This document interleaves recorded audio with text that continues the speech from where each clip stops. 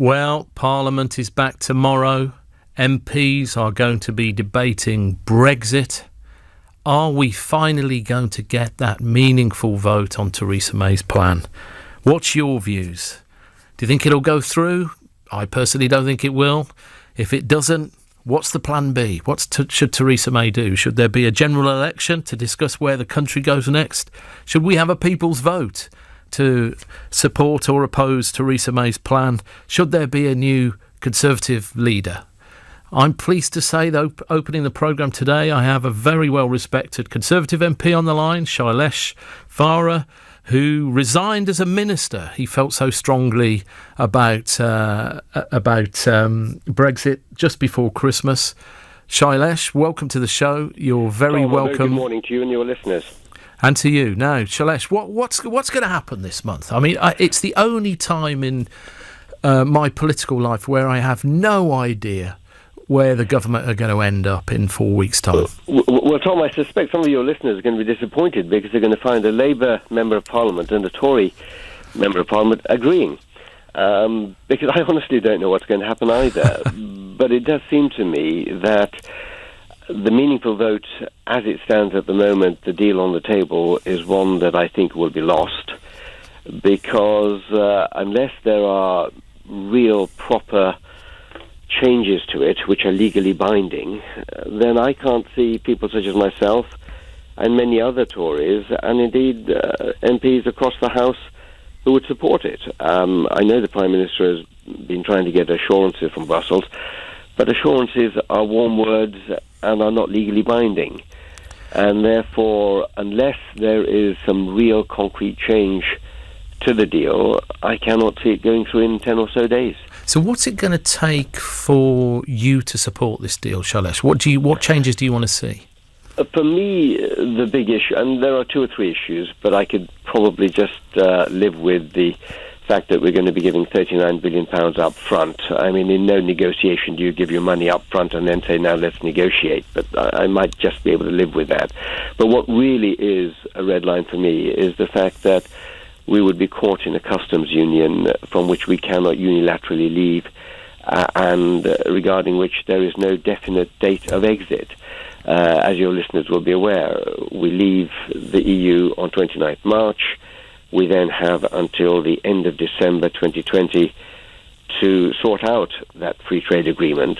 And if we haven't sorted that out by the end of December 2020, we then fall into what's called the backstop.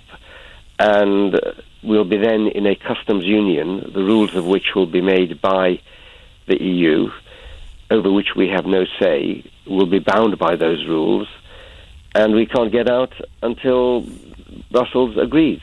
And as you know, Tom, France has already said, President Macron, he said that he won't let us get out of the backstop unless his French fishermen have access to our coastal waters for fishing rights.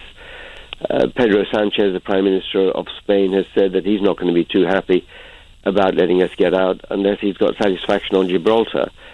And that's just two of the 27 remaining EU countries.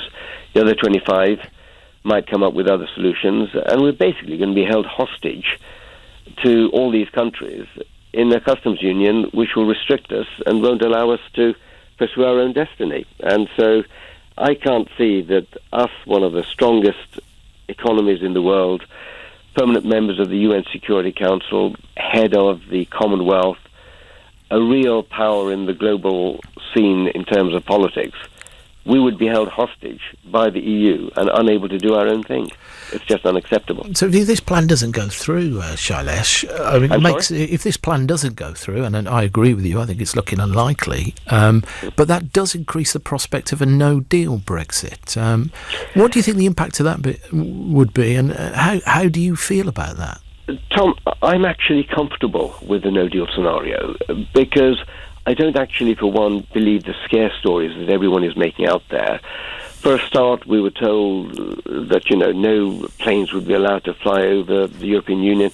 Well, they were backtracked on that. I mean, for example, can you imagine the 3.5 million EU citizens that we've got living in the UK being unable to visit their relatives back in their countries, there would be uproar in those countries, and it is right that the EU countries have said that that's not going to happen. And, we are told about all the lorries that will be piled up from Dover to the M25, and they won't be able to move. What people don't talk about is the lorries that will be piled up from Calais deep into France, full of fresh fruit and vegetables that will be rotting. But I mean, look, let me put a counterpoint to you. President Macron has made 2 tax concessions following riots that he had in France. And what you'd effectively have is French people who would be protesting to him, saying, we can't export our stuff to the UK. And yet we've got ministers saying that insulin is being stored in warehouses. The NHS now, the biggest procurer of refrigeration devices. If that's true, surely there's a risk to life with no deal Brexit. The NHS have said that there is no risk in terms of medicines not being available. Okay. One last question, Shailesh. Do you think that... And in fact, Gary Lineker sent out a tweet on the scaremongering side to his 7+ million followers, and is in the embarrassing position of the NHS actually coming out and saying, actually, that's not true. Okay. So, and I think, Tom, it's important to remember that this is a two-way negotiation. If there were to be a no-deal scenario, one, there would actually be certainty for the business community because the WTO rules are there. There are many countries that do operate with the EU on WTO rules, and also it would actually act as a spur and an incentive to the EU to get on with that deal. And let's not forget that we would not be handing over £39 billion to the EU if we go out on a no-deal scenario. And that £39 billion can be used to cushion our economy, to support businesses, to support individuals who will be suffering. And I don't deny that a no-deal scenario would lead to difficulties, but we would have £39 billion to cushion their difficulties. And it's important to remember that whilst there will be short-term difficulties, this is a deal that is meant to be for our prosperity for decades and decades to come. Okay. And it's worth it on that basis. One last question, Shailesh. You resigned on a point of principle. Do you think we'll see more resignations between now and the 29th of March? Tom, I really don't know, but I have heard rumours that there are some ministers who are still uncomfortable, and unlike me, who resigned early to be able to speak up, it is possible that there may be some who may resign on the day of the vote because they can't vote through, and then perhaps they're holding on in the hope that there might well be changes at the last minute. Okay. I don't know. Okay. But, I don't see any changes at the moment. An exciting month in Parliament ahead. Thank you, Shailesh, for your time this morning. This is LBC. We're leading Britain's conversation. It's your programme. What will happen after Theresa May's awful deal fails in the House of Commons later this month? Our caller this morning, we've got Nick from Newcastle. Nick, welcome to the programme. Hi, Tom. How are you doing? Very good, thank you. Happy New Year. What can we do for you today? I'd like to. Well, I'd first like to disagree with the previous caller. I think the idea that no deal would be fine just isn't the case. Effectively, we're sort of effectively pulling the rug in terms of sort of international laws, or the sort of international sort of agreements that are signed and have been signed sort of over the past 30, 40 years. We've been doing those through the EU, and that makes total sense. Why would we try to sort of agree aviation agreements with other parts of the world sort of individually as 28 separate countries when we can essentially just ask the EU to do it for all 28 of us? So that's the sort of legislation that effectively we're going to see ourselves without almost immediately. And in fairness to the EU, who are not perfect, but in fairness to the EU, my understanding is that they have offered us a sort of a kind of very stripped back package for a very short period of time if there is a no deal, saying, look, we'll continue to let you sort of we'll allow you to continue to get sort of food and sort of imports and exports, and we'll allow you to sort of continue to fly. And it's not about them allowing it; it's effectively them giving us access to the aviation agreement that is ours as part of the EU. So I think this kind of constant sort of idea that, no deal wouldn't be so bad. I mean, when was that on the side of a bus? Well, Nick, where are you? You're in Newcastle on Tyne or Newcastle on the Line? Newcastle upon Tyne, yeah. And I should add, look, I'm a member of the People's Vote campaign, and we are campaigning for a People's Vote. And what I would say is, particularly since things have really starting to kind of sharpen, and we've been out on the streets sort of handing out leaflets for months, for sort of probably for the last year or so. And I think a lot of people have kind of just brushed it aside. A lot of people didn't want to take leaflets because Brexit was something that's happening a bit in the future. We've got things to do. We're out shopping, and they're ignoring it. I think the last big day that we did just before Christmas, people are really engaging, and we're actually getting a really quite surprisingly positive response. People always say, we're getting a great response. We're getting, we're on the doorstep. We're getting a great response. People always say that when any kind of political leafleting or things like that. But genuinely, you can see a change in the mood. You can see that people are engaging with it because it's in the news, and you can see that actually people's views are switching, that sort of proportion of people who are saying actually Brexit is a mess, and we can see that it's not going to be this kind of perfect utopia. It's just not the case. You can see that people's minds are changing, and I think a People's Vote really is the only way that Theresa May can sort of break the deadlock, to be perfectly honest. I think it's the only right way to break the deadlock. OK, Nick, thanks for your time this morning. Nick from Newcastle says people are changing their views in his city. We're talking about Brexit. If Theresa May's deal doesn't go through this month, what do we do next? That's the question. Callers on 0345 6060 973. You're listening to the Tom Watson Show on LBC. The time is now 10:16. This is LBC. Thinking of some summer sun? Wherever you fancy, we've got you covered. From Malta to Montenegro, Crete to Corfu, or Palma to Porto. Save up to £300 per couple. You'd be mad not to. Save up to £300 per couple when you go Mahusiv. First Choice, the home of all-inclusive. Book now online or in your local TUI store. Save up to £300 off per couple on selected holidays, available for a limited time only. Booking T's and C's apply. See firstchoice.co.uk at all protected. Oh, poor darling, you've got a cold. Here's a good trick worth its weight in gold. One set of pills to help the day through. A helping hand to stop you being blue. Again at bedtime when sleep is a fight. Lemsip can help you rest easy at night. Lemsip Max Day and Night Cold and Flu Relief Capsules relieves nasal congestion to help with a restful sleep. Lemsip, there for you. Contains paracetamol, always read the label. I'm Dr. Michael Mosley, creator of the world-famous 5-2 diet. Inside Sunday's Mail on Sunday, I'll tell you about my easiest diet program yet. The perfect way to get in shape for the new year, while enjoying mouth-watering, satisfying meals. Dr. Michael Mosley. Don't miss his easiest ever diet with a fabulous free diet planner to keep you on track. Exclusively inside Sunday's Mail on Sunday.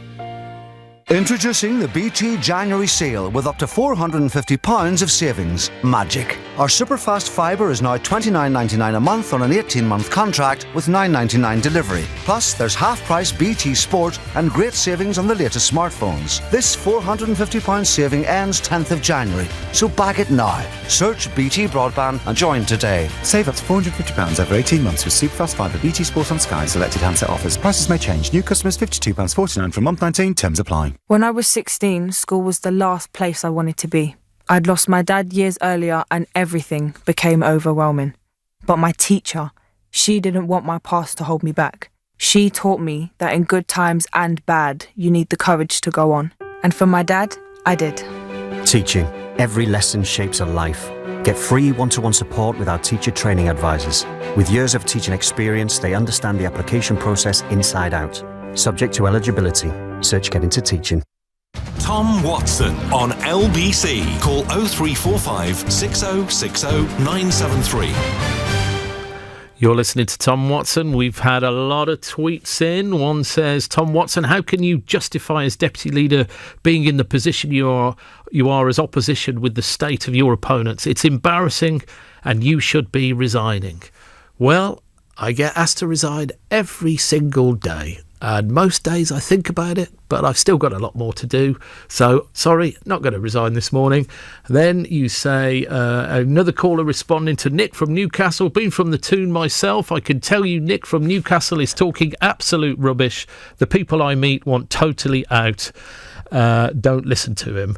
Well, there you go. You see, it just shows how the country is divided. If Newcastle is divided, then the whole country is as well. And then I've got another tweet oh no, I'm not reading that one. It's very rude. It says Dozy something risking his life and the child overtaking cyclist. That's an angry cyclist ringing in. There you go. You're ringing LBC. I've got a new caller on the line from Q. Kathleen, welcome to LBC. What can I do for you today talking about Brexit? Hi, I just want to say thank you for taking my call. I really appreciate it. I'm a first-time caller. So I'm a Labour Party activist and a Labour Party member. It looks like Theresa May's deal is going to be defeated in Parliament in the next fortnight. And I don't think Labour have the numbers for a no-confidence motion. So I just want to ask, what kind of happens next? Do we go along party policy lines and do we go for a final say or a public vote? Or do we maybe do something different? I think Jeremy Corbyn doesn't really want that, so I'm just kind of asking your opinion about what really should happen next. Well, the truth is, Kathleen, I want us to go with what our conference decided and what our members tell us. And they told us that the best place to resolve this is in Parliament with a meaningful vote on the deal. But you're right, it's looking like Theresa May hasn't got a majority for that. Her Tory MPs are rebelling. The DUP, who hold up in Parliament, have said they will oppose the deal. Failing that, we say there should be a general election. And that way you can have a 4 or 5 week national discussion. Brexit will be discussed on every doorstep in the country, and that will force the parties to put their alternative plans to the people and let the people decide. If Theresa May doesn't grant that, because I'm afraid it's in her gift, she's the Prime Minister and leads the government, then we say there should be a people's vote. And it seems to me that sequence of events is the right way to go forward. You should really try and get your elected representatives to solve this very complex issue. Well, as much as I'd love to see a general election and, of course, a Corbyn government, there's nothing more I would want to see. I'm not really too sure if you're going to get the numbers for it. Like, are people from the backbenches of the Tory party going to kind of vote themselves out of a job or vote themselves, to not necessarily get elected? I'm not too sure if members of the Parliament on the whole will vote for that. So it's looking like a strategy which isn't really going to work. Well, we've got to try for that. There is a constitutional obligation on the official opposition. If Theresa May hasn't got a majority, it's down to the opposition to test that. I've been saying for some time she runs a government without a majority. And the reason we're in this paralysis is it seems to me there's no majority for any outcome on the Brexit deal. And on that basis, you've got to reach a different solution. Ken Clarke was suggesting there could be a space for Remainers and Leavers to come together yesterday. I'm not sure whether that can happen. And if you can't do that, you could really only resolve it with a general election or a people's vote. And if we don't get a general election, there should be a people's vote. And it's always been an insurance policy for Labour to have that. And I know a lot of members are worried about it because they email me, but do you not think that's the right sequence of events? Well, I think it is, but I'm just concerned that might not happen. I think Jeremy Corbyn, you seem very much like you want the sequence of events to happen, but I'm not too sure if Jeremy Corbyn and maybe others kind of agree with that. And I just kind of wanted to ring in and ask about that because maybe there might be a difference in opinion across maybe the cabinet or other people. I just kind of wanted to ask your opinion on that and see if actually we're going to keep going with that party and conference policy. It's fair to say that there is, in all parties, there's differing views on this and different emphasis, but it seems to me that the Labour front bench is pretty united around this position. And certainly I'd be very unhappy if we slipped into any other position, because I think we've got to be very honest with people about what the options are available to us. But Kathleen, you're a Labour Party member. You're part of a 500,000 strong movement. I will make sure that Jeremy Corbyn personally hears your views when I see him in Parliament tomorrow. Thank you for your call this morning. I'm moving over to James from Aberdeen. James, you're very welcome on LBC. We're talking Brexit. What would you like to say? Yes, good morning, Tom. I've been a Labour Party voter for over 50 years, but not anymore. I find your comments about 500,000 people who are Labour Party members dictating to 17.5 million people who voted to leave the European Union. They told you and all your fellow MPs, both from all parties, to leave the European Union. We had a people's vote. That was done in 2016, and that was the result. Why are you not doing this? Well, we are doing it, James. I mean, I voted for Article 50 to leave the European Union. I mean, the argument is over what the deal on departure is, and Labour have got a different... It doesn't have to be a deal. We just walk away. As simple as that. So you would say just go into a hard Brexit and all that comes with that? Just walk away. Yeah, if we've got people like Macron threatening our fishermen and doing this and that. I mean, over the last 2 years, I voted to remain within the vote in 1975, I think it was, when it was purely a trading organisation. Super, great. Now it's been shown up for what it is, just another super state beyond its realms of possibility, dictating to countries throughout Europe and its members what they can't do, what they can't do. Look at Italy, Greece, all the countries, Poland, Hungary, are now starting to dictate to them. Do you really want to be part of that? Well, James, if we leave with a hard Brexit, are you not worried about any of the consequences? The fact that Of course I'm worried about the consequences. Of course I'm worried about the consequences. But this is Great Britain we're speaking about here. We've been through this before many, many times in history and come out at the other end. There's no problem with a hard Brexit. You know, you're speaking about, you're having these debates in the House of Commons, and Barnier and the Macron are all laughing at you. Okay, James. Because they know, they're not going to go for a hard Brexit. We've got them where we want them. A hard Brexit in Aberdeen from James there. I'm moving over to Steve in Manchester. Steve, we're talking hard Brexit. Do you agree with James from Aberdeen, Steve, or have you got a different view? Literally not stolen my thunder, but as I said to the guy I spoke to earlier, in your prelim, that was the only thing that you missed out. You said, what should we do, this, that and the other, and the only thing you left out was leave without a deal. Could have been subliminal, that, Steve. Beginning, we wouldn't be in this situation now. But do you not think a no-deal situation would leave us in the worst of all worlds with weak trading deals? Can I interrupt you? Yeah, sure. The whole point, as I see it, I've heard so many, I'm going to use the word exaggerations on both sides. And as long as there are politicians and certain economists who have said contrary to what you're saying, in other words, it might be a little bit tough in the beginning, but we will survive it. So there's points of view on this on both sides, and all I'm hearing is assumptions. There is nothing positive. And my main problem with the whole thing, and the reason why I voted to leave, and let's face it, you guys in Parliament gave us, the people, the choice by 6-1 vote in Parliament to vote on this. It wasn't a small minority in Parliament. But Steve, would you prefer a deal? What does remaining in the European Union bring us in the long term? Part of a new country, and the evidence is there, facing us and staring us right in the face. I get your superstate argument, but presumably you would prefer Theresa May to get an exit deal rather than hard Brexit if she can. Back in 2016, we voted by it's okay people saying it was only a small majority. It wasn't. It was 1.9 million difference. So it was a lot of people who voted to leave. And the point being, why did we wait 9 months to sign Article 50? OK, let's just put this to you again. You're Prime Minister. You're Theresa May. Yes. You've got a choice. You can sign off on a deal, or you could go to World Trade Organisation rules that mean it's harder to get into the European market. Which do you do?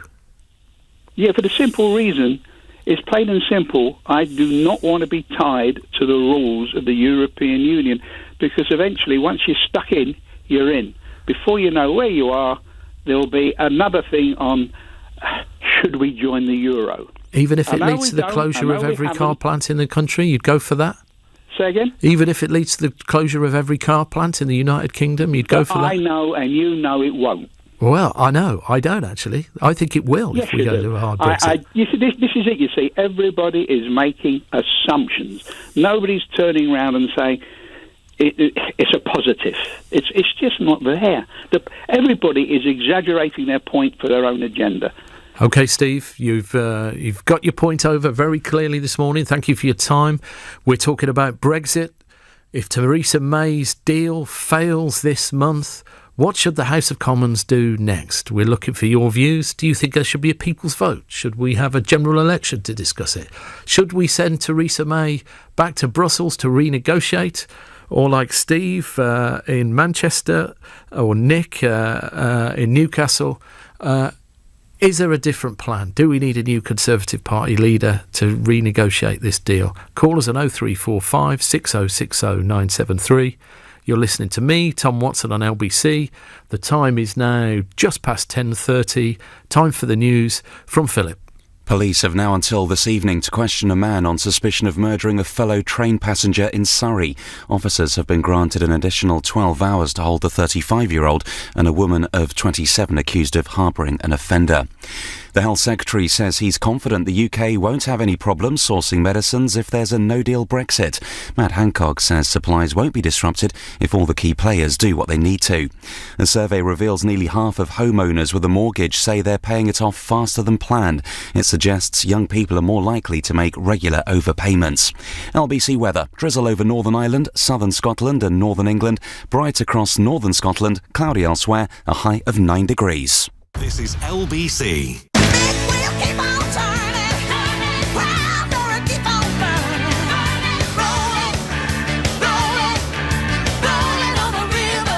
At the AA, we're always trying to make your journey better. Our mechanics fix 8 out of 10 cars at the roadside, usually within 30 minutes of arriving. You could say we're simply the best.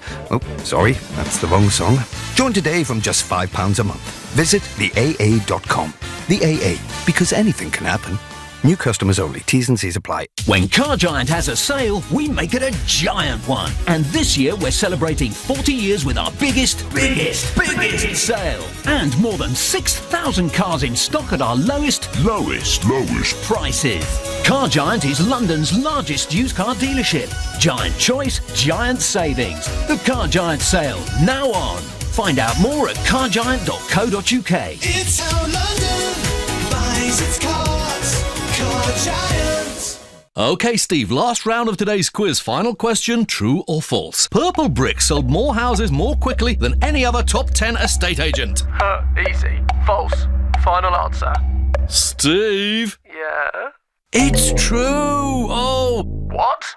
Ow! Oh dear. Save yourself from commisery at purplebricks.co.uk. Independent sales data from 20CI for 12 months to April 2018, based on average time between instruction and agreement of sale. See purplebricks.co.uk for more details. I'm Dr. Michael Mosley, creator of the world-famous 5-2 diet. Inside Sunday's Mail on Sunday, I'll tell you about my easiest diet program yet. The perfect way to get in shape for the new year, while enjoying mouth-watering, satisfying meals. Dr. Michael Mosley. Don't miss his easiest ever diet with a fabulous free diet planner to keep you on track.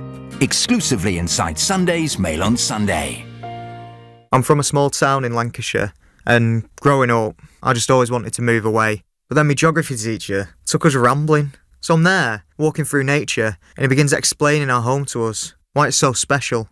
He showed me the trails my grandfather took, and also his grandfather before him. That teacher taught geography, but really, he was teaching me who I was. Teaching. Every lesson shapes a life. Use a subject you love to inspire a generation. Search Get Into Teaching. The Vodafone Big Winter Sale is now on, and our lowest priced home broadband is back. So you can enjoy unlimited streaming, sharing and surfing with superfast fibre. It's only £20 a month for pay monthly mobile customers. The Vodafone Big Winter Sale. Go online or in-store today. The future is exciting. Ready? Vodafone. Superfast One 18-month agreement subject to credit check acceptance and availability in your area. Full terms at vodafone.co.uk/broadband. Ends 4th of Feb. Tom Watson on LBC. Call 0345 6060 973. Theresa May's Brexit plan is going down and nobody knows what's going to happen next. We've had some good callers this morning. I'm going to go straight to the board. I've had a text message. I'm 16. My sister and brother are 18 and 20. None of us have had a say on our future. If the deal fails, we need to take it back to the people. David Davis himself said, if democracy cannot change its mind, it ceases to be a democracy. Well, you didn't leave your name on that text, but what I would say, if we do go to a second referendum, I personally think we should definitely let 16-year-olds have the vote. We tried to do that last time and it was rejected by the government, but I think young people should definitely have a say because they're the ones who are going to live with the Brexit outcome. And then another caller, Brendan, says, why cut off your nose in spite of your face? Tom, this is what's happening on the floor in Parliament. People are looking to improve their position of power in Parliament for getting to number 10. And it's clear to see all by the public. And that's the disgrace. You know, I don't buy this argument that people are just behaving with electoral intent. You know, Brexit is the biggest issue facing all MPs in my lifetime. And wherever they sit on the spectrum, they take this very, very seriously. And that's why Ken Clark has pointed out it's very difficult for party managers to manage their own MPs because they've got constituents they worry about, they've got issues they feel very strongly about, and it's putting pressure on the party system itself. But they're not doing it for electoral gain, they're doing it because they genuinely disagree on what's right for the country. Let's take some more calls. I've got Paul in Watford. Paul, you're very welcome on LBC this morning. What have you got to say on the Brexit plan? Morning, Tom. Happy New Year. And to you. Thank you. My question or point, if May's deal is voted down with no deal currently the only alternative, then should the Irish border question be a legitimate basis to stop the whole process? If the Good Friday Agreement is a formal treaty, which is enshrined in international law, how can no deal be an option if it leads to the Good Friday Agreement being breached? I don't really understand what the default position is. And surely the Good Friday Agreement would have precedence above no deal. And therefore, is it legitimate for the UK to renege on it in the quest of getting Brexit? Well, my personal view is not only would that be, can we not renege on the Good Friday Agreement without renegotiation, it would be terrible for the country. We have had peace in the north of Ireland for a decade and a half now, and the Good Friday Agreement is the underpinnings of that. And that's why it's so dangerous when people dismiss the concerns about border control between the north and the south, and why I think that Parliament needs to take this more seriously. I was astounded when Jacob Rees-Mogg dismissed this last week. And what's your view anyway, Paul? Do you think it's more of a concern than it currently should be? Oh, I mean, as I said, I don't really understand the full kind of legal basis of it, but it strikes me that, if it's enshrined in international law, part of a UN treaty, then surely, it would have some precedence above, our position of leaving without addressing it, if that is the case of part of a no deal, kind of leave us in potentially sort of rogue state status, I would have thought. So on that basis, it would be completely unacceptable for us to leave with no deal. Well, those people that call for World Trade Organization rules, the so-called WTO Brexit, the underpinnings of that treaty are very, very old. It goes back to 1947 and the General Agreement on Tariffs and Trades. And that says that, the very first clause in that thing says that you have to enforce the most favoured nation rule. So in other words, outside the trade deal, like the EU, if we refuse to enforce either tariffs or customs arrangements against any one state, we have to, by law, offer those same privileges to all states. So I think we've got to make a choice if we go for a hard deal Brexit. Do we want to keep the Irish border open, or do we want to affect our exporters like the car industry, which have basically, despite what Paul from Watford said earlier, have said they will leave the UK if they don't have a good trade deal? The other Paul, James from Aberdeen, he's saying that the car industry will be safe with a hard deal Brexit. I don't buy that, Paul. I don't buy that. Yeah, I mean, I just think it's a non-choice. I mean, we shouldn't be contemplating either as an option at all. And if no deal doesn't serve any purpose at all, then we should contemplate cancelling the process, in my opinion. OK, Paul, thank you for your time. Sorry for mixing you up with James from Aberdeen there. We have Eugenio from Northolt. Eugenio, welcome to LBC. What's your view on the Brexit deal? Hello, Mr. Watson. Well, it's not strictly my business. I'm a foreign citizen, so I've lived in Britain for 18 years, but I'm Italian. Very selfishly, right now, I am worried. I think there is no question that no deal will be a major disaster for the British economy and for British society. But I am mostly worried because people are being told now, are being fed a big pack of lies about how no deal Brexit will be basically fine, and Jacob Rees-Mogg and his acolytes have already started telling people that if we get out and crash out, it'll be the EU's fault. I am really beginning to worry how long it'll take before foreigners start getting blamed for the disaster. I mean, for stabbing the fatherland in the back or something like that. So you're worried about Brexit leading to greater extremism and intolerance, Eugenio? Have you experienced any of that in your time in the recent months in the country? Yes. Well, who hasn't experienced that in Britain in the last year or so? It's relatively not... again, it's mostly an academic problem for me because with any luck we'll have sold the house and moved away by June. And why you're leaving the country, are you? Yeah. And for what reason are you leaving? What do you... sorry, I don't mean to be sarcastic, but at this point I have not... Whatever the guarantees that the British government offers, if we have learned one thing with Windrush, is that you cannot trust certain guarantees to be maintained in the long term. And if I have to start my life again somewhere else, now I'm 50, I can do it. When I'm 65 and retired, I probably can't. Would you have left this country had Brexit gone the other way? I've been a crazy Anglophile for most of my... I have to be honest, London is the place I've been happiest in my life. And so it's simply Brexit that's making you leave. Have you got a family, Eugenio? A wife and probably legal number of cats. What have I got to say to you to persuade you to stay in this country and to continue living in peace with other British citizens? At this point, I don't know. The only thing I can say is I hope you guys will always be more welcome in Europe than we have been here in the past couple of years. It's very sad that you say that, Eugenio. You make me feel very sad.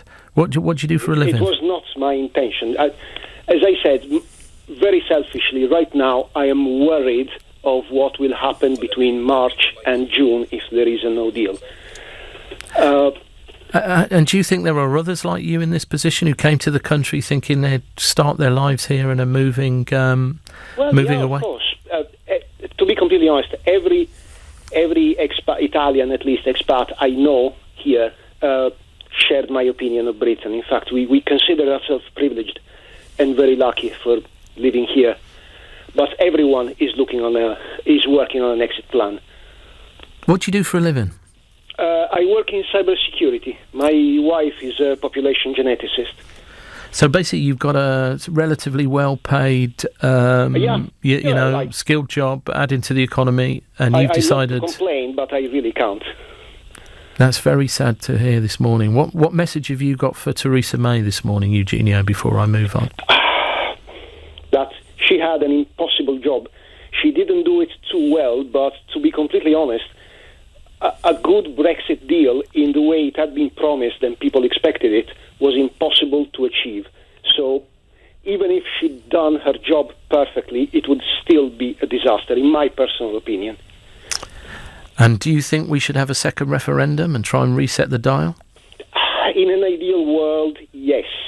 But what's the point? One side will tell the same lies at last time. There will be the same dark money interference because nothing's been done to stop it. There is no time. OK, thank you for your time this morning, Eugenio. Very sad call there. You're listening to me, Tom Watson, here on LBC. The time is now 10:45. LBC and its sister stations from Global bring you the Global Awards 2019 with very.co.uk. Rewarding the very best from the world of music, news and entertainment. But who will win this time? The Global Awards 2019. With very.co.uk. Thank you so very much. One huge night with live performances from Little Mix and Lang Lang. And you can have your say on who will win. Voting is now open. Download the Global Player app or have your say at lbc.co.uk. The Global Awards 2019 with very.co.uk. Get more out of every day. Thursday, the 7th of March, London's Hammersmith event in Apollo. Coming soon. LBC. I'm Dr. Michael Mosley, creator of the world-famous 5-2 diet. Inside Sunday's Mail on Sunday, I'll tell you about my easiest diet program yet. The perfect way to get in shape for the new year, while enjoying mouth-watering, satisfying meals. Dr. Michael Mosley. Don't miss his easiest ever diet with a fabulous free diet planner to keep you on track. Exclusively inside Sunday's Mail on Sunday. Leave behind the daily grind and sail away together on a breathtaking Royal Caribbean cruise. Swap this for this. And this for this. Book in-store with the cruise experts at TUI now and get all-inclusive cruise fares on selected 2019 and 2020 sailings with only a £75 per person deposit. TUI. We cross the T's, dot the I's and put you in the middle. T's and C's apply at or protected. A good cup of tea can fix everything. Well, possibly not your broken boiler, but Trusted Trader are always on hand to help. TrustedTrader.com have lots of really lovely tradespeople who are vetted, reviewed and reliable, so you'll have your pick of a great bunch. Simply pop the kettle on and head online to find a professional in their trade, including that heating engineer. See? A cup of tea does fix everything. Wednesday night on ITV, Sheridan Smith is Sam, a cleaner risking everything to beat the system. You want us to listen to stock market tips at the office? Insider trader? Yeah. But you just told me it was illegal. Forget caught. We're just a couple of cleaners. No one's going to know. I am not going to apologise for what we're doing. Those bankers sure as hell don't. There's one rule for them and another rule for everyone else. Well, not anymore. Brand new drama, Cleaning Up, starring Sheridan Smith. Wednesday night at 9 on ITV. Hit it, dog. You can't always tell why your pet's got the blues. That's why More Than Pet Insurance comes with VetPhone, a 24-hour pet advice line. And if you're a new customer, you'll get 25% off online. Man, that cat can play. More Than. We do more. This is LBC with Tom Watson. Call 0345 6060 973. Tweet at LBC. Text 84850. At the end of this hour, we've got Secretary of State for Health, Matt Hancock, coming on to talk about the government's new health announcement. We're welcoming what he's got to say. But first, I want to finish this hour by talking about Brexit. I think Theresa May's plan is going to go down in the vote in the Parliament this week, or this month either, depending on when she puts it. So we want to know your views about what should come next. What's the plan B? Should there be a people's vote? Should there be a general election? Should there be a new Prime Minister? Give us a call on 0345 6060 973. But now I've got David in Richmond. David, welcome to LBC. What do you think Theresa May should do if her vote fails on the plan this month?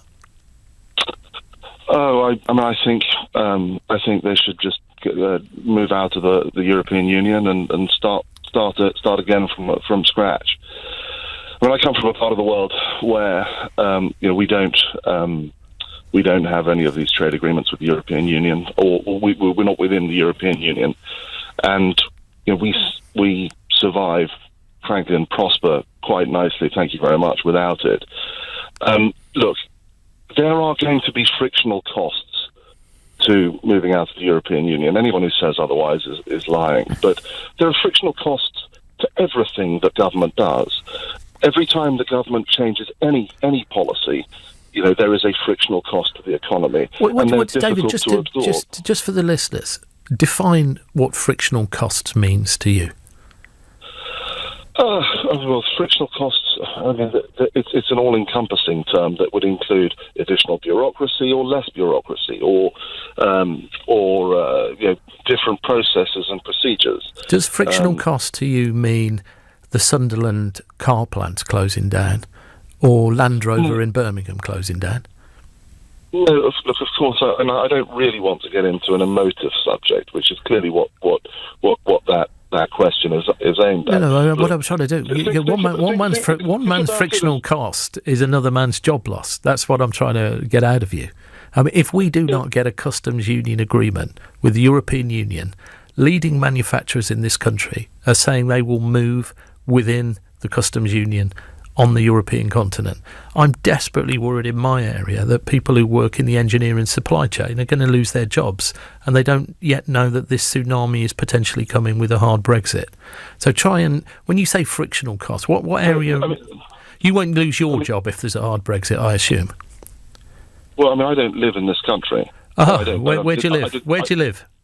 I live in Singapore. Oh, right. So I've got you down as David from Richmond here. So you live in Singapore. I'm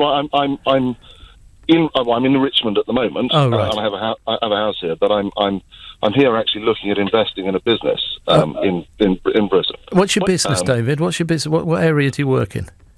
Well, I work in a sort of it's a venture capital type business where we develop early stage businesses, we build them up, and we effectively create jobs. And investment, and I'm specifically looking at a company here. You looking to invest in any car plants anytime soon? Sadly, I don't. They're too big for me, I'm afraid. Oh, right. What area are you looking at then? What is industrial sector? We do things like precious metal refineries, jewellery manufacturing, edible oils. We do things across the commodity chain and the downstream what I would call the sort of value-added products within the commodity chain. And you're not worried about any of those industries you invest in finding it harder to export or having a frictional cost like additional tariffs into the European Union? Oh, look, I mean, one of the reasons why we're looking at these businesses in the UK is because sterling is falling out of bed, and the currency makes the whole country look quite a lot cheaper. So Brexit, that's Brexit induced, presumably. So you're doing quite well out of Brexit. Well, I wouldn't say I'm doing well out of Brexit. Because my entire life is separate from Brexit. But what I will say is that there is money coming into, or potential money coming into the country because of this Brexit situation. So look, I will by and large agree with most of what your callers have said, which is that this Brexit situation has been handled unbelievably poorly by the government. And, but then again, I think most policy is handled unbelievably poorly by the British government. Honestly, I look forward and I think, well, what happens when Theresa May gets, she's going to lose this vote. I agree with you on that one. She might lose a spot as Prime Minister, and that would probably be a roundly good thing. But, honestly, the idea of Jeremy Corbyn becoming Prime Minister is going to dry up my investment interest in this country immediately. So, I do think you as the sort of a senior body in the Labour Party need to think very seriously about who leads the Labour Party into the next general election, because John McDonnell and Jeremy Corbyn are terrifying. Okay, thanks, David, for your call there. I won't be veered from the track there, although I think they're both, Jeremy Corbyn and John McDonnell, are doing a job just fine. Johnny from Kilburn, you're very welcome on LBC this morning. We're finishing off on our Brexit discussion. What do you think should happen if Theresa May's deal goes down this month? Hi, Tom. Good morning. Enjoying the show. I have a question for you, actually, which is, let's assume that Labour get their wish and there is a general election. What would Labour's position on Brexit be going into that election? What would you be promising the electorate that you would do? Well, it depends when the general election comes, to be honest with you there, John. If we can get a general election this month, we want to renegotiate the deal. Remember, it's very often said that Labour is a secret Remain party. It's not true. We voted to leave the European Union. We respected the referendum, but we have a very different set of negotiating priorities. So I think we would seek to do a better deal, one that leaves us in a form of customs union, one that means that we ensure we have greater collaboration with the EU, one that protects workers' rights, one that protects environmental rights and human rights, and crucially for us, we think the government have taken their eye off the ball when it comes to regional policy. We want a deal that would benefit all regions and nations of the UK rather than just the City of London, because we've got a sense that, and you've seen government ministers sort of hint at this in the last week or two, that what the real Brexit plan from Theresa May is to have a sort of low bureaucratic, low tax economy, bargain basement Brexit, which will penalise millions of British workers. But what are you looking for from the Labour Party in the future if there was an election? A people's vote. So you want you would want a people's vote. So if we faltered into a general election, you would want Labour to commit to a people's vote on the deal, or to have a second referendum which is just yes, no? I think I'd probably want an all-encompassing people's vote, and I think exactly what goes on the ballot paper is an important topic, which probably requires further discussion. But what I don't understand is why Labour isn't more committed to a people's vote at this stage. If you have the option on the table of a people's vote anyway, so you can't get a general election, then why not make the people's vote the number one priority if you do get one, once you're able to force it through Parliament? Well, because people's vote has always been an insurance policy for Labour. What Jeremy, John McDonnell and our front bench have said is we think that politicians should do this job of doing the complex negotiations and deciding whether it's in the interest of the country. It's taken us weeks to get to the point where we may have a vote, or Theresa May keeps moving the date of that meaningful vote. It's a complex deal involving thousands of documents. Parliament does that thing better than a binary choice in a referendum. If Parliament, through poor leadership of Theresa May, disagreement over the deal, parliamentary arithmetic can't do that, why not have a general election to discuss it? In which case, millions of voters get the choice to debate it on the doorstep. You put every candidate on the spot and vote. You're giving the power back to voters to have a wider, more meaningful discussion than just a binary choice referendum. Having said that, you're right, though. If Theresa May doesn't allow that, then our backstop position, the insurance policy, is let the people decide in a people's vote. And it seems to me that we're getting closer to that point now because of the circumstances that we find ourselves in Parliament. Does that satisfy you? So just to be clear then, Tom, if there is a general election, Labour win, you have the opportunity to renegotiate on the deal. Will you then put that deal back to the people in a people's vote? So put that deal that you've managed to negotiate back to the general public to decide, or is that something you're not willing to commit to at the moment? Well, I can't commit to that because it's not me that writes the manifesto. It's our National Executive Committee and our Policy Forum members and our Shadow Cabinet that meet before the election to write it. But it does seem to me that if we get a deal, we get the chance to renegotiate a deal after a general election, then Brexiteers and Remainers would want their view on it. So I think it would be likely that would happen, but I can't make that happen, and we would have a debate on it before we get there. You'd like to see that, though, would you? Yes, absolutely. I would very much like to see Labour at the earliest available opportunity committing to go back to the people, even after it's a renegotiation. Okay, thanks, Johnny. Theresa May is promising a new 10-year plan for the NHS, claiming it's a historic moment for the health service. But in tomorrow's publication, there's a word she will use, NHS funding, to get backing for a Brexit plan. So I'm asking, do you think the NHS will be stronger or weaker after Brexit? If you think it'll be stronger and richer, then call 0345 6060 973. Or maybe you think it'll be weaker and poorer, then text 84850. Or maybe you think the NHS needs to be more efficient and needs less money.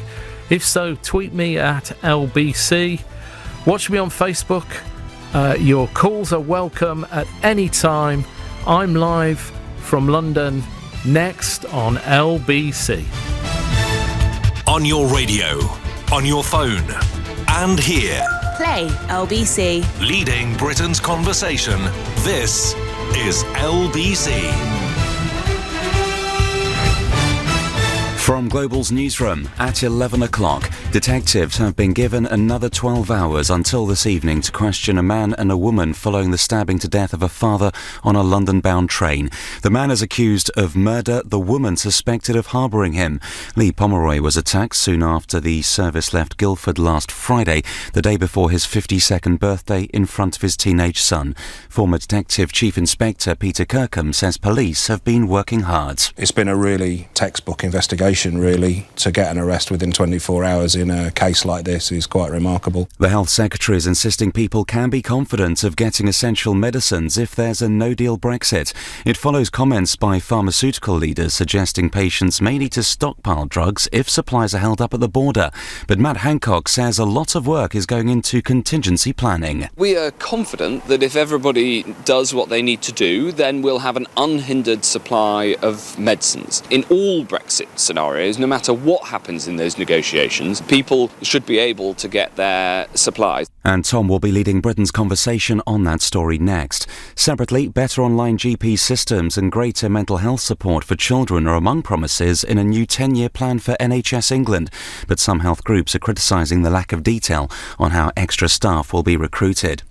It's understood the government wants more time to fix problems with the new universal credit benefit system before rolling it out nationally. So far it's only been trialled but has left some people struggling to get their money on time. Ryan Abrahams is from Manchester. He says he couldn't claim because he's homeless. I'd love to get a job. I've worked before. It's not something that I'm new to. I've done it before and I enjoyed doing it. But because I've not got a bank account and that ID that you need, they can't do anything for me. Senior US Democrats say their meeting with President Trump over the government shutdown was somewhat contentious. The US government is now in its 15th day of closure, with some non-essential workers still without work or pay. President Trump has already warned it could continue for months or years unless his opponents give him the billions of dollars to build the border wall he promised that Mexico would pay for during the US election campaign. The 12-sided £1 coin is to be rolled out overseas. British territories and Crown dependencies will be able to design and mint their own version of it.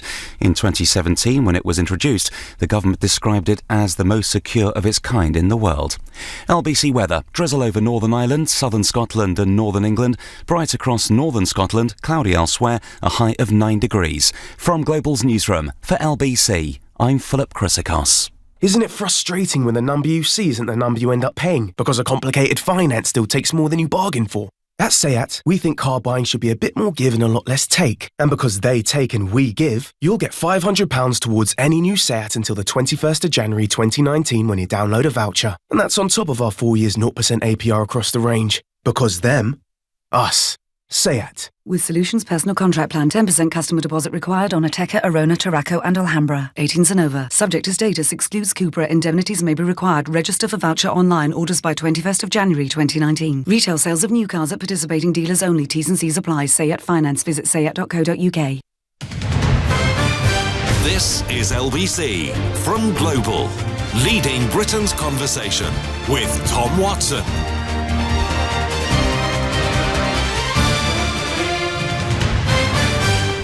Theresa May is promising a new 10-year plan for the NHS. She's claimed it's an historic moment for the health service in England. In a publication being released tomorrow, there's word that Theresa May is going to use NHS funding to get backing for her Brexit plan. So I'm asking you this morning, do you think the NHS will be stronger or weaker after Brexit? If you think her Brexit plan is a disaster and the NHS will be worse off, give us a call on 03456060973. Or maybe you think we'll get the promised £350 million a week. We just need to leave. Then text us on 84850. I've got on the programme this morning a Secretary of State for Health, Mr. Matt Hancock, who will know a little bit about Brexit and a lot about health. Matt, you are on LBC. You're very welcome this morning. Good morning. And you've got a new health policy you're announcing. Is that right? Well, we have a new 10-year plan for the NHS. As you say, the NHS is our most treasured national institution, and we're putting £20 billion extra into it, and the plan is all about how that's going to be spent. OK, before I ask you on the detail on that, Matt, I mean, just a straight question here I'm asking the listeners this morning. Do you think the NHS will be stronger or weaker after Brexit? Well, I think the NHS will be stronger, not least because we're putting all of this extra money into it. You know, everybody knows that the NHS is under pressure at the moment. We talk about it, you and I, in Parliament, and that's true. And we're responding to those pressures by making sure that it gets the money that it needs. And £20 billion extra a year over the next 5 years will allow it to relieve those pressures, and also there's huge opportunities from the next wave of technology in healthcare to make sure people can live longer and healthier lives, and that's what it's all about. That's what really interests me about tech. Where are you going with tech? Is it wearable devices or apps you're asking people to use, and what's the idea behind it? Well, the whole lot, really. Look, the basics is hospital technology is not good enough at the moment, and anybody who works in hospital knows that there's a long way to go just to get the basics right. But then, you know how the rest of our life has changed and is much more personalised? Well, we could do that in healthcare too. So the principle behind the plan and how we're going to spend the money is that prevention is better than cure. We've all got a role to play. Of course, the NHS is there and has got to be there for all of us, and this money will mean that it can be. And, you know, I think right across Parliament there's a strong consensus on the need for the NHS free at the point of delivery according to need, not the ability to pay. But that service, you know, shouldn't just be about hospital services. It's about keeping people healthy in the first place.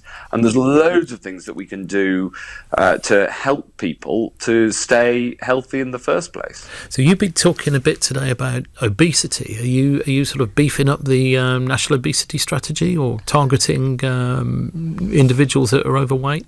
Yeah, so obesity is a really good example, isn't it? And likewise with, say, smoking and people who drink too much alcohol. I mean, I'm not talking about people who drink sort of normal amounts and are perfectly healthy with it. But in terms of obesity, we've got an obesity strategy, but the pressure that obesity puts on the NHS is very significant, and it's perfectly reasonable for the NHS then to say to people who are overweight that this is what you need to do. It's not just a medical problem. You've got responsibility as well. And, you know, you've talked very bravely, I think, about your massive, spectacular, very impressive weight loss. And I think you've shown some leadership that it's about, yes, of course, you can work with the NHS on it, but it's about personal responsibility as well. You feel better for it, don't you? I feel great, but I feel very chilled out and conversational with you this morning, because I've noticed you've pulled a few pounds off in recent months as well, haven't you? And how have you done that? Have you changed your diet, or are you exercising more? Well, I took it I lost 2 stone to ride in a horse race because I represent Newmarket. I did it through cutting out potatoes, pasta, and bread. I'll tell you who taught me my diet. Frankie Dettori, the jockey. Did he? I said, really? I said, how do you keep your weight off, Frankie? And he said, no pasta, no potatoes, no bread, and that's it. That's it, Matt. That's it. Well, that's how I did it, which of course does slightly go against the guidance, doesn't it? I mean, what worries me about nutritional advice from the government or Public Health England is no physiology is the same. Do you think we're moving into an era where there could be bespoke nutritional advice to patients in a GP practice rather than one-size-fits-all advice? Well, that is a potential option. Look, the official advice is that you need to make sure that the calories that you eat are basically equivalent to the calories that you expend. So, the more exercise and more activity helps, but so does your calorie intake. Now, there is then the sort of next level of debate, which is each calorie the same? And of course, different people, as you say, have got different physiologies and react differently to different nutrition. But the basic advice is that you've got to make sure that your calorie intake is right, and different people have different ways of doing it. I don't want to wade too much into the technical debate because really that should be led by the medics. They have a very healthy and robust debate about what is the right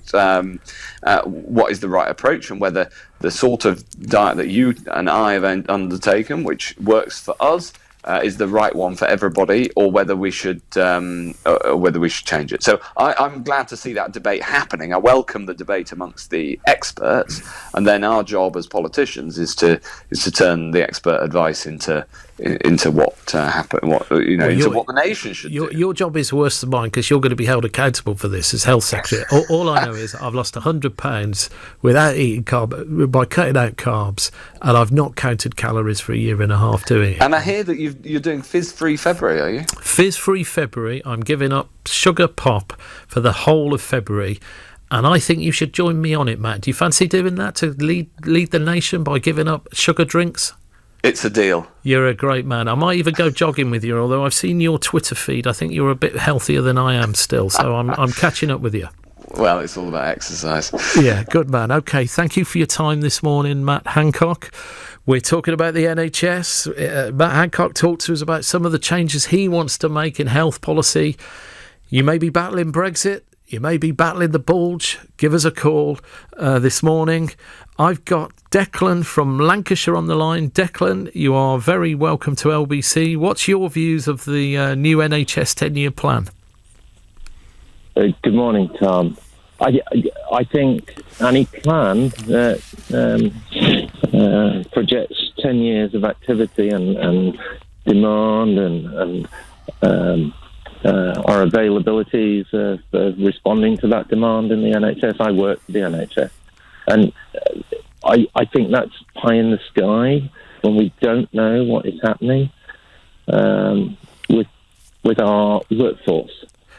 What sector of the NHS are you in, Declan? I work in emergency care. Right, so I'm a senior nurse. Yeah.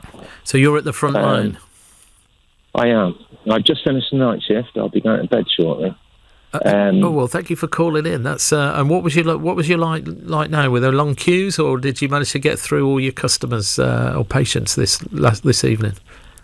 We did very well. That we still have patients in corridors every single day. And how do you cope with that? I mean, you're walking past these guys. You know, I've been on an emergency ward with kids. I've been on it myself. You know, when you're sort of walking past people who are clearly in pain or in need of immediate care, sometimes very sort of frightened. How do you deal with that on an emotional Tom, level? There's no doubt, and I don't know whether it's through planning or through benefit of there's fewer cases of norovirus and fewer cases of flu and so on. It could be through good planning. It could be a combination. Winter this year so far, and winter typically starts about now. Now till March is a really hard time for emergency care. Last year was borderline resign time. Borderline resign? Yeah. You were, well, you mean you were considering resigning because the pressure was so great? Yeah, it's terrible. This year has been more tolerable, but nonetheless, I'm looking after patients on corridors every day. My hospital is not unique. We're a close-knit community in emergency care, and throughout the country, my colleagues tell me their departments are the same. And they're looking after patients on corridors as well. Let me ask you this question, Declan. We had a caller on earlier, Eugenio, who's been in this country for 18 years. I heard him. Italian. He said he was going to. Well, he said he wanted to leave because he didn't feel welcome. That was awful. We always hear in the NHS that there's a lot of people from foreign shores that keep the service going. Is that your experience in the NHS? Do you think Brexit will have an impact on staffing in the NHS?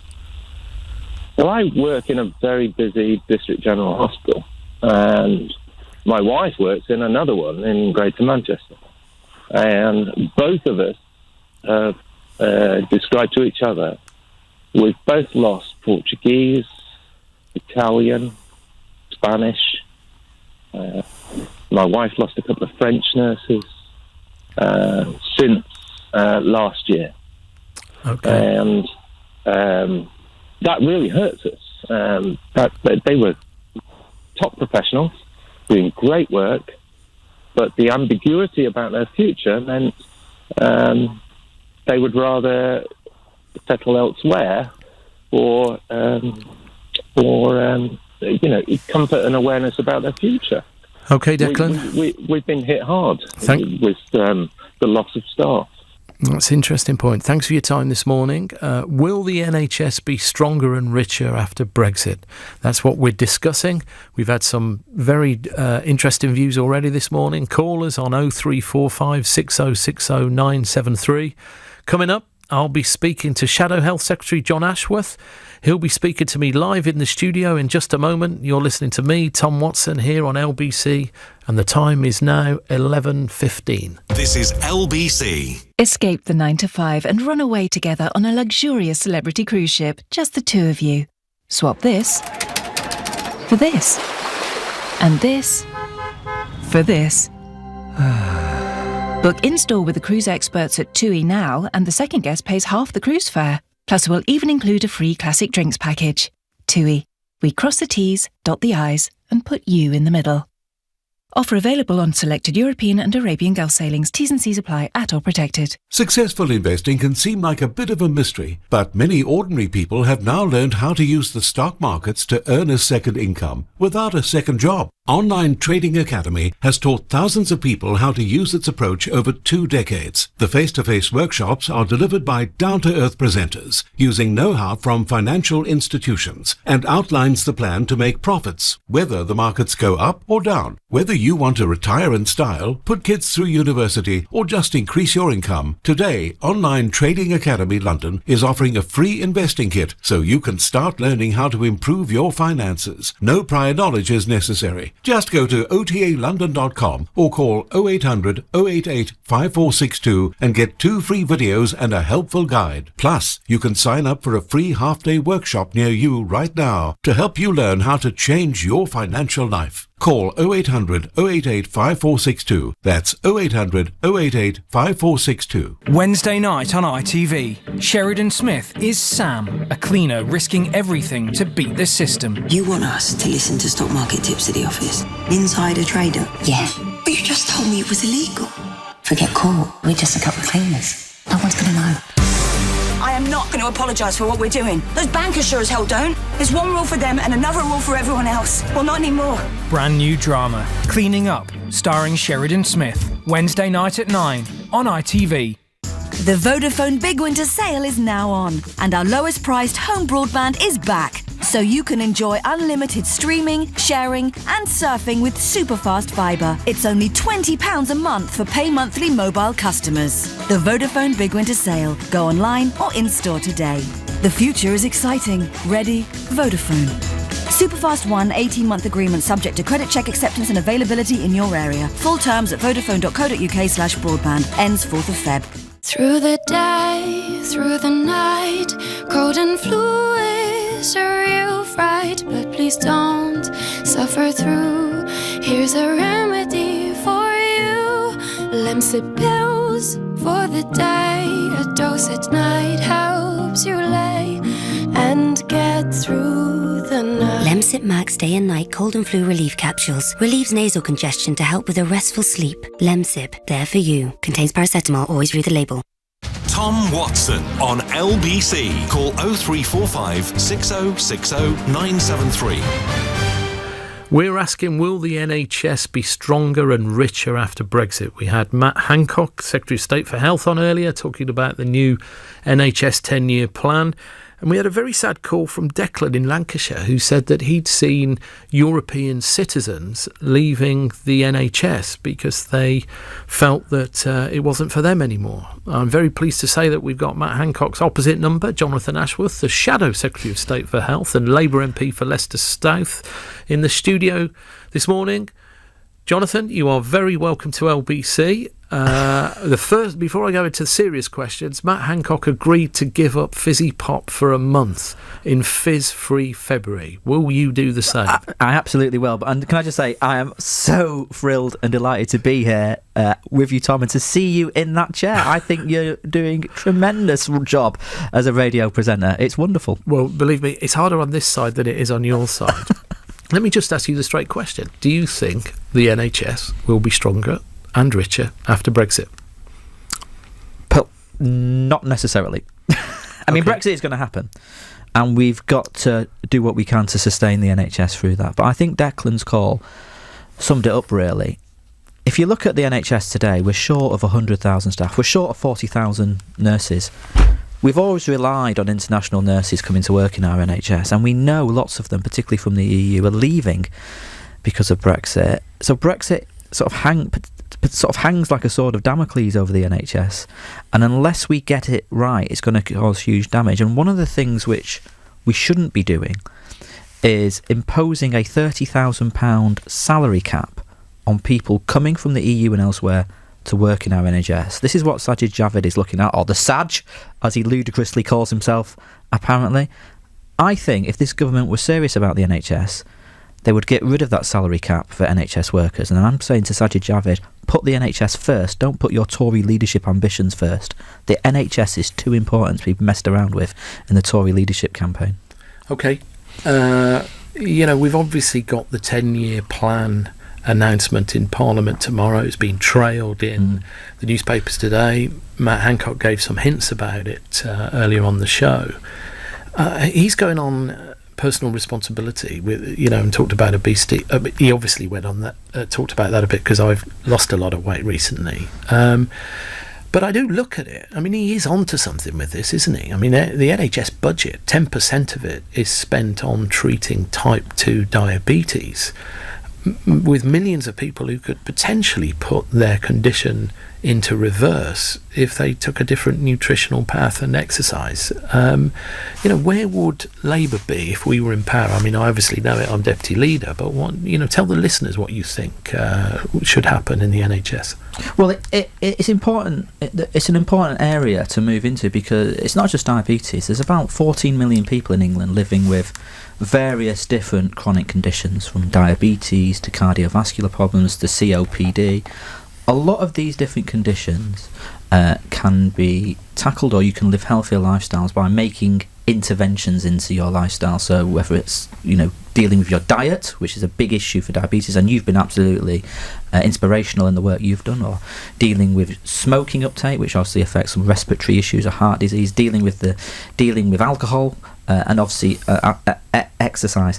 The problem with what Matt Hancock is saying, though, with respect to Matt, is that he's sort of moving into the territory of saying this is all about personal responsibility, and he's actually cutting back a lot of the public health budgets which make interventions. So the smoking cessation budgets are being cut back.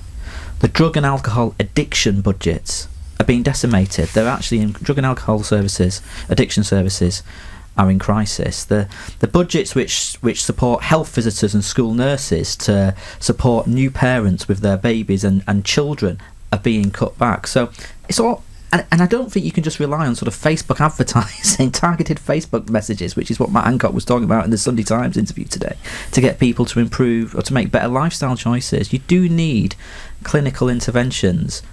I mean, sexual health services are being cut back. You know, syphilis and gonorrhea are going up in this country. They're actually on the increase, and yet we're about to see more cuts this year to the sexual health services budgets. So, yeah, the rhetoric's great from Matt, but he's actually cutting all the relevant budgets. He says there's 20 billion quid going in. Is that extra investment, or that's a 20 billion extra in 5 years' time? So this year, it's probably going to be about 4 billion extra. Because you've got to take into account the cuts which are coming to these various public health services like sexual health services and drug and alcohol services. You've got to take into account the cuts which are coming to training and education services in the NHS to train the staff and recruit the staff. And you've got to take into account some of the cuts to what we call the capital investment, the money that goes into the maintenance bills for hospitals and buying new equipment. So there's £1 billion worth of cuts coming. So, and actually the increase in expenditure this year, therefore, will be about 4 billion, which is an increase, but in NHS terms, that's not going to be enough to keep up with the demands on the NHS when you've got waiting lists at 4.3 million and hospitals overcrowded. I mean, we heard from Declan a few minutes ago, you know, people lying on trolleys in corridors. So yeah, it's extra money. We've been calling for extra money. It's not as much as Labour was put in, but it's not really going to be enough to give people the operations and treatments on time in the way in which was delivered when we had a Labour government. We used to meet these targets under Labour.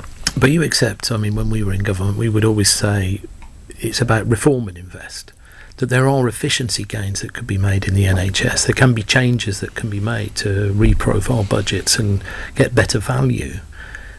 I mean, Hancock is going down that line as well, presumably. I mean, would that be where you would want to take policy if we were in government? Well, I think what you need to do at a local level is to get your services better coordinated and better integrated, because at the moment it's really wasteful and bureaucratic. So do you remember that Health and Social Care Act, that Lansley Act that we all campaigned against? That's created a real mess at a local level when it comes to health services. And I'll give you an example. In Bolton, a diabetic a care contract had to be split up. So a private firm does the eye tests, and the NHS does the feet tests. They used to be done at the same time together. So if you're a diabetic in Bolton, you have to go to 2 different places to get a test done. We actually need services coming together, not being broken up by that. That's why I say, look, end all this privatisation. It's wasteful, it's bureaucratic, and it's not actually in the interests of patients. We want to reform the NHS so all these different services are working together, because when you're dealing with people with all these different chronic conditions, you need services which are better joined up, not pulled apart. And that's what happened under the David Cameron and Andrew Lansley's changes to the NHS about 5 years ago.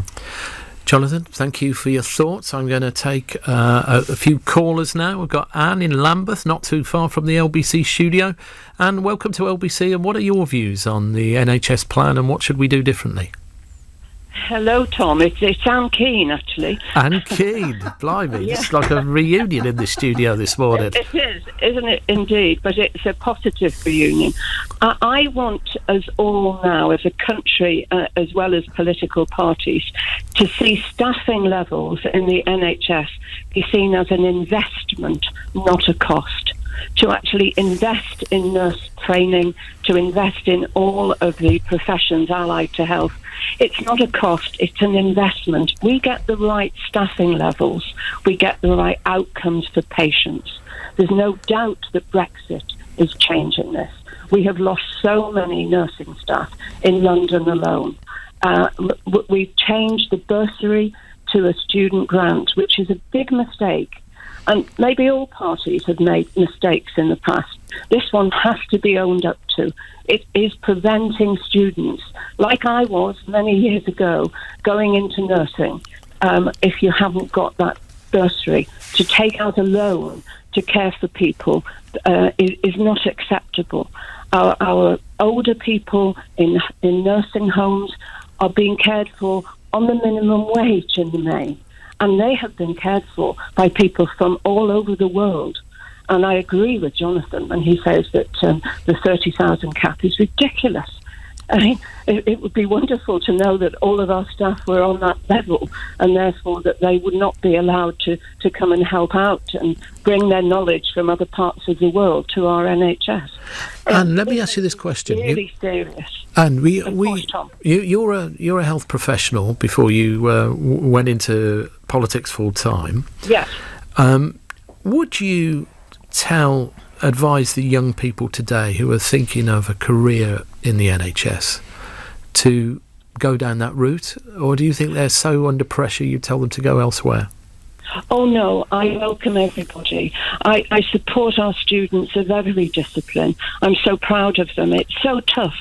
The job they do is so tough, but that's why they need the backing of the government of all colours, and you know my political allegiance. But really, to get real and grown up that we have an NHS, we have to support whatever party's in power, because it's an amazing job.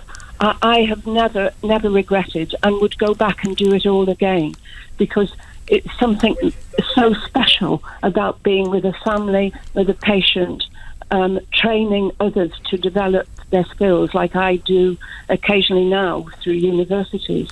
I promote the health service.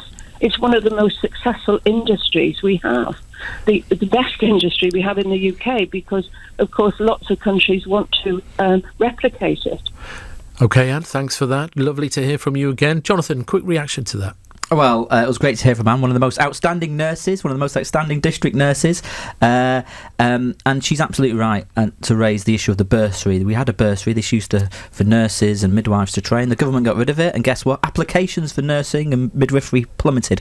We'd bring that bursary back because we need to be training nurses and midwives and other health professionals for the future. We're asking, will the NHS be stronger and richer after Brexit? Share your views with us on 0345 6060973. You're listening to me, Tom Watson, here on LBC. It's 11:30, time for the news with Philip Chrissy Cross. The Health Secretary says he's confident the UK won't have any problems sourcing medicines if there's a no-deal Brexit. Matt Hancock says supplies won't be disrupted if all the key players do what they need to.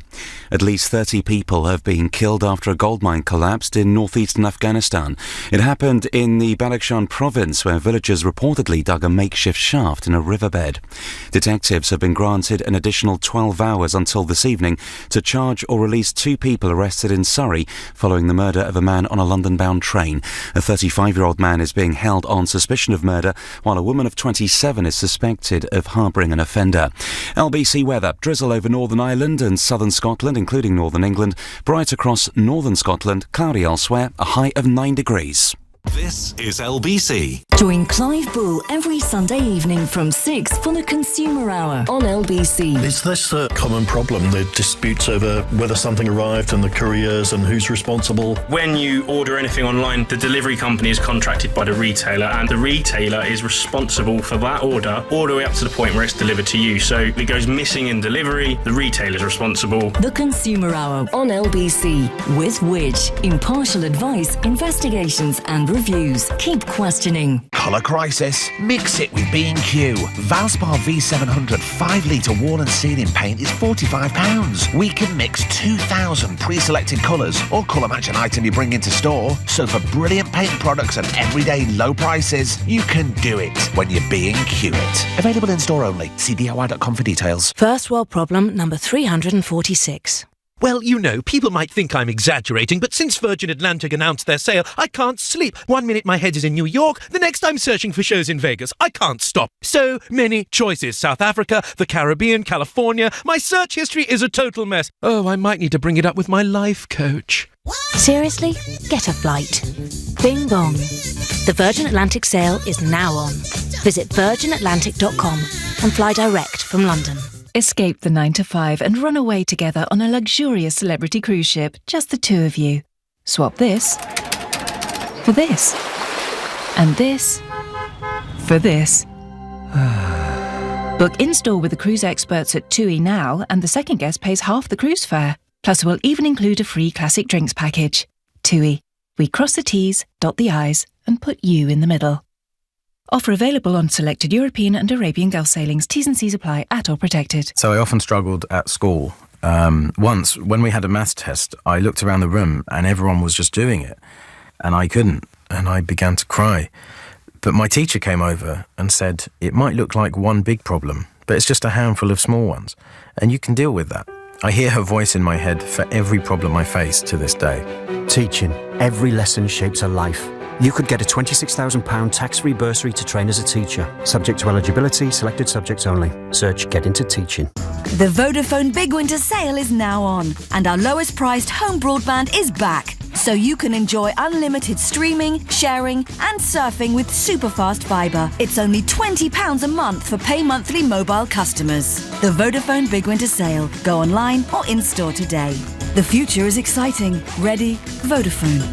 Superfast One 18-month agreement subject to credit check acceptance and availability in your area. Full terms at vodafone.co.uk/broadband. Ends 4th of Feb.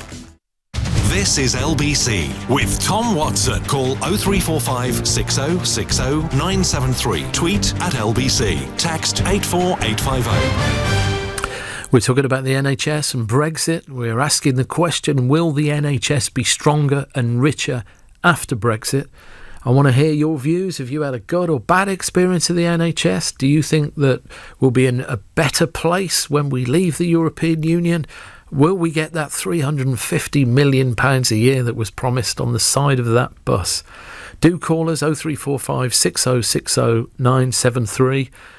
I've got Louise from High Wycombe on the line. Louise, welcome to LBC. What's your experience of the NHS? Hello, thanks for taking my call. My experience, well, first of all, I think the NHS are brilliant. My experience is that there is so much wastage, and I see this, weekly, really. I have an elderly father. He was in hospital for a month, and when he came out, the occupational therapist provided him with two different size Zimmer frames, different raised toilet seats, and I actually can't remember what else. There was one other product they provided. He didn't need them all, but they asked us just to keep them in case he would need them, and he now only needs one of each of these things, and he was in hospital in January last year, and there was nowhere, the hospital wouldn't take them back. They were unused. Some of them still had the plastic on them, so they've just been sitting in his flat. Why wouldn't they take them back, Louise? Presumably you rang them up and tried to give them back? Tried to give them back. They can't take them back because once they've left the site, I think, I might be wrong, but I think they're signed as being, they've gone out. So in some book or somewhere they're signed out, and they can't take them back just from the public. So I asked his GP's surgery if they could do anything with them, and they couldn't. So that's just one little example. The other example, if I just may say, is that my dad has a catheter since he came out of hospital, and regrettably it keeps going, it keeps blocking, and he keeps needing district nurses who are brilliant in themselves, but there is so much wastage. So they bring a box of catheters with them, and either the boxes have 20 or 30 in them, and a lot of the time they've been the wrong size, but they won't take them away with them. So there's a cabinet in my dad's living room which has boxes of unused gloves. I mean, there's a whole boxes that have 20 or 30 of each product in them. Gloves, catheters, gels. It's such a waste. So I spoke to his GP. We were there last Friday, and she actually said, well, she visits part of her duties is to go to a nursing home, and I could maybe give her surgery some and she could take them there. So I'm not going to name any names because this shouldn't really be happening. But there's just so much wasted, and I don't know if Matt Hancock and Jonathan are aware of that. And this is just one person who the district nurses visit and who they waste all this. And why do you think that is, Louise? Is it local to your area, or do you just think it's because we've got an NHS that's free at the point of need? Well, that's another issue. I think I agree with Jonathan. I think the services should work together because I call up one district number for district nurses, and then we're put through to a completely different number because it's a different department. I don't know how. I don't know why it happens, and I don't know how it can be resolved. But I want to make this point because I'm hoping that Matt and Jonathan between them can now see what the wastage that's happening, and maybe somehow someone can put their heads together and think, how can we stop all this wastage? They've got to get messages down to these local district nurses and in fact even surgeries to just say somehow to be able to take the products back. Yeah, okay. That's an interesting point you make there, Louise. I hear it often in my own constituency as well, that we need to constantly drive efficiency into the NHS. But people are still very proud of the service. And that's, it's a challenge for policymakers of all political hues, I guess. Thank you for your time this morning. Now, before we carry on with the debate about the NHS and whether it will be stronger or richer after Brexit, the Prime Minister has been speaking to the BBC this morning. Let's have a quick listen. This is Theresa May outlining the assurances she will be setting out over the next few days. What we'll be setting out over the next few days, because actually this isn't just about the EU, it's about us as well, what we can do domestically. So what we'll be setting out over the next few days is a sort of assurances, is measures in three areas. The first is measures that will be specific for Northern Ireland. The second is a greater role for Parliament as we take these negotiations into the next stage for our future relationship. And the third, and we're still working on this, is further assurances from the European Union to address the issues that have been raised. She then went on to discuss what happens over the next few weeks, and this is Theresa May answering the question if this was the only time that MPs would get to vote on the deal. Look, the European Union's made clear and that this is the deal that is on the table. There are further assurances we're seeking from them in relation to the specific issues and concerns that members of Parliament have. I'm working on getting this vote through Parliament. It's for those who oppose the deal to actually say what the alternative is, and so far nobody has put forward an alternative that delivers on all those issues. If the deal is not voted on as this vote that's coming up, then actually we're going to be in uncharted territory. I don't think anybody can say exactly what will happen in terms of the reaction we'll see in Parliament. You could. Uncharted territory. It seems to me that Theresa May is saying she hasn't got a plan B there. And yet last week I had David Davis on the programme saying that this deal would be voted down. This week we've had the DUP saying they won't support a deal. We had former Northern Ireland minister who resigned over her deal before Christmas, Shailesh Vara, who says the deal is going down. I think it's negligent that Theresa May hasn't got a plan B.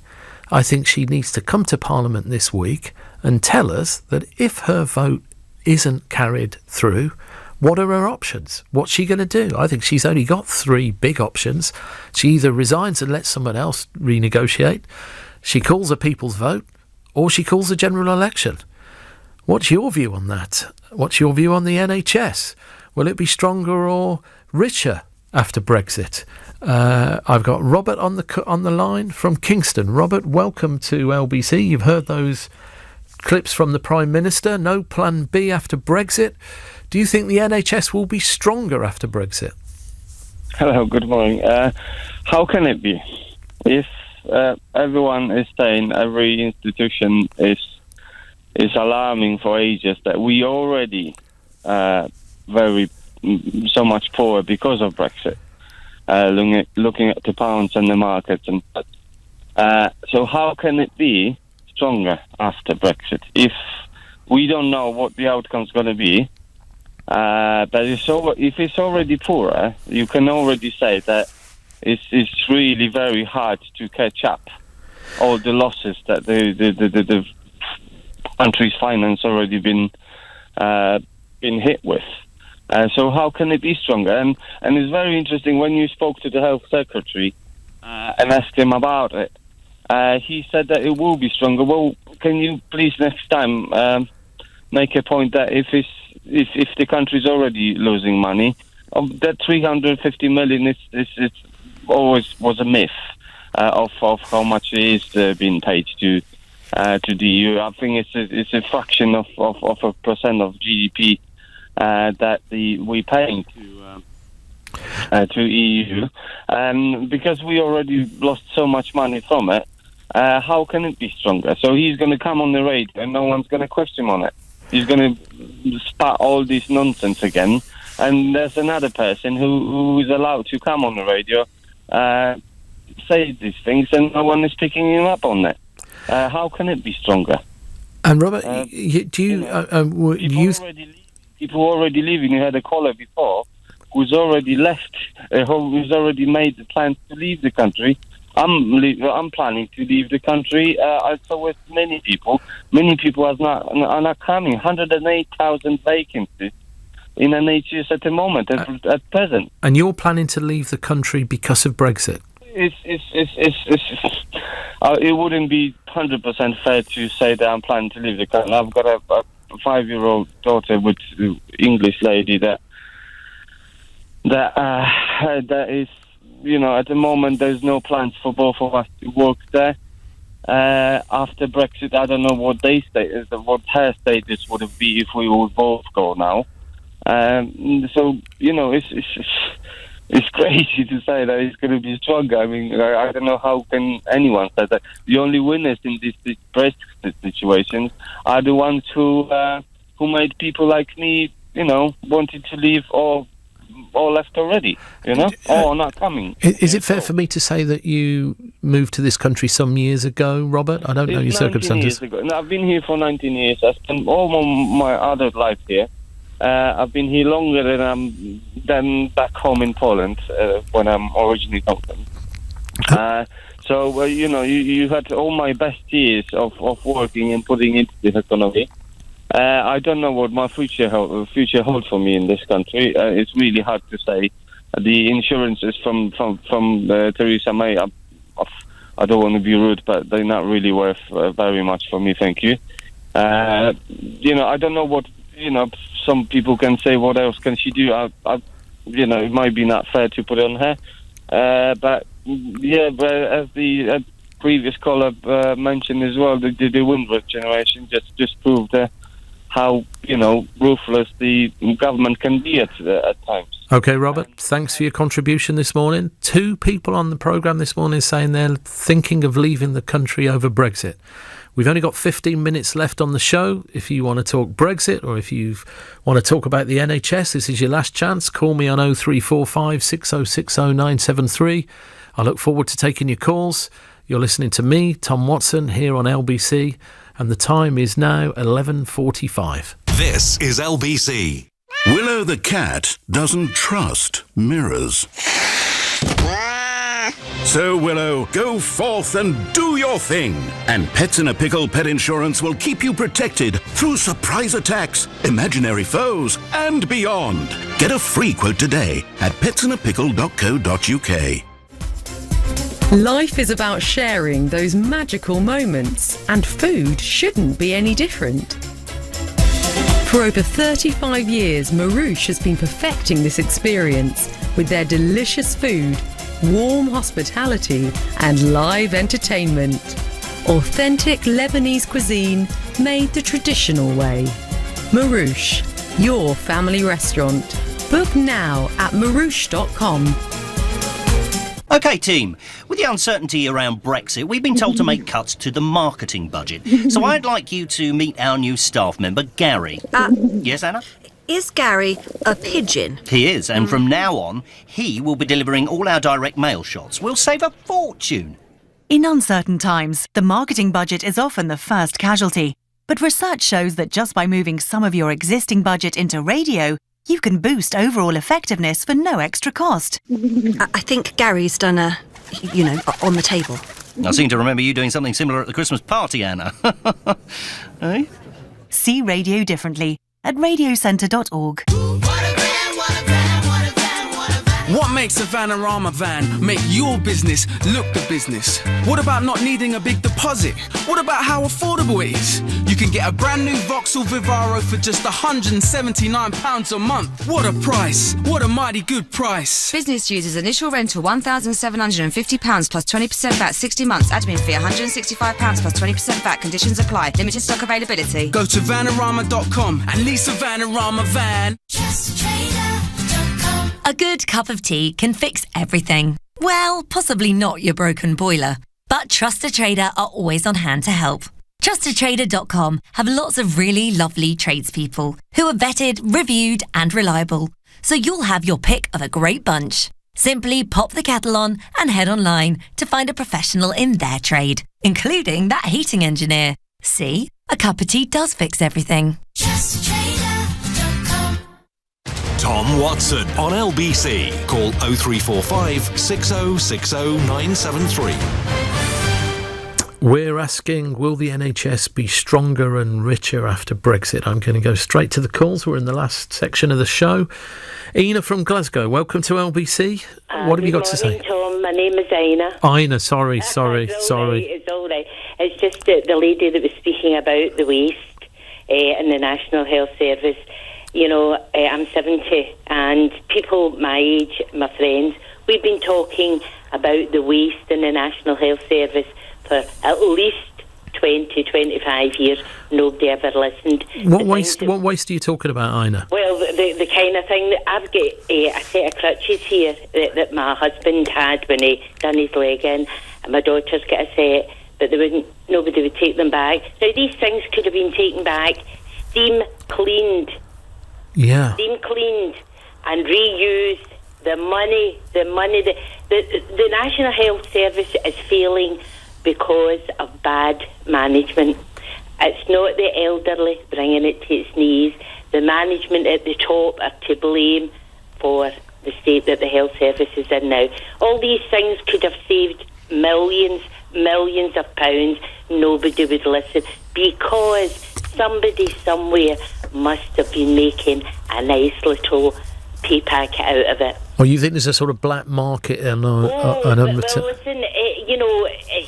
you have to say why National Health Service, putting out these things. People, that lady didn't even use them, wouldn't take them back. They're still wrapped up. Ours could have been steam cleaned, and it would have saved them millions. Nobody wants to listen. Under Labour, under Tories, nobody wanted to listen. Too busy at the top, seeing themselves all right, the money-wise, and down at the bottom. And now we see exactly the failings. Where's your husband's crutches now, Ina? They're in the front press. Waiting to be collected? No, they don't want them. We've asked. My daughter's, her set's the same. They don't want them back. They won't take them back. They won't take them back. Okay. Absolutely. It's one of the biggest scandals to me of the National Health Service. Well, if there's anyone in Glasgow looking for some free crutches, call me up on the show and I'll make sure that you can collect them from Ina this morning. Ina, thanks for your time this morning. I've got Jazz from Leeds on the line. Jazz, what would you like to say about the NHS? Hello, morning, Tom. Well, what I'd like to say really is that I don't think the NHS is safe at all if Brexit goes ahead, in whatever guise, whether it's May's deal or whether her bluff of a no deal Why's that? goes through. Well, you just need to look at the factual evidence already, Tom. You've had a senior nurse on the programme earlier on talking about how many EU staff have already exited the NHS and the hospitals. There's record nursing vacancies. All the professional bodies, the BMA, people like the Royal College of Midwives, the nursing professional bodies are all saying the same thing. Surely they can't all be wrong. I know there seems to be some fashionable kind of strive at the moment that expert opinion somehow doesn't count anymore. Well, if expert opinion doesn't count anymore, I really don't know what does. Do you work in the NHS? I don't work in the NHS, but I do follow Brexit very closely. I'll be honest, I actively campaign against Brexit. I'm regularly out on the streets of Leeds with Leeds for Europe, talking to ordinary people, and there's nobody on the streets of Leeds that we speak to who thinks that it'll be good for the NHS. We had believers as well. We had Eugenio on earlier. That said he's going to leave the country after 18 years of working here. Do you meet people like that in Leeds who have, made their homes here, made their lives here, built families? It's heartbreaking, Tom. We spoke yesterday. We were on Briggate in Leeds. And we had quite a record number of EU citizens actually approaching us. There was a gentleman there from France with his little girl. He genuinely doesn't know what life is going to be like for him. He doesn't know what to do. He hasn't yet applied for settled status. Doesn't know if he will. And he's in limbo. And then there was a couple who run have their own company here, and they couldn't thank us enough for doing what we were doing on their behalf, because obviously they have been disenfranchised, which I think is a huge scandal, because the biggest impact is on those citizens. It's not just ideology for them. It's not about this mythical sovereignty that people are talking about, and this, frankly, harping on back to empire days.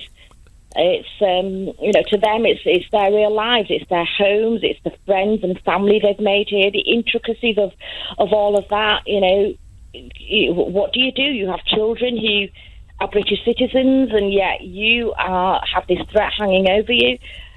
Settled status effectively makes them second-class citizens. That's not what was promised. Jess, let me ask you this. You were from a leave situation. We had, at the start of the show, we had Nick from Newcastle on, who said he's a Remainer, he's a campaigner. He said people in Newcastle were changing their views. Is that your sense that the people in Leeds are shifting their view? Are they moving more towards supporting the people's vote? Very much so, Tom. We do a Brexitometer where we have a series of questions on a board, and people, the public, are welcome to come up and express their opinion, and it accounts for the range of opinion, from whether they agree that Brexit will be great for the NHS is one of the questions on the board. The questions are: will it be good for the economy? Will it be good for our NHS? Will it be good for our standing in the world? The UK standing in the world. And finally, would you support a people's vote?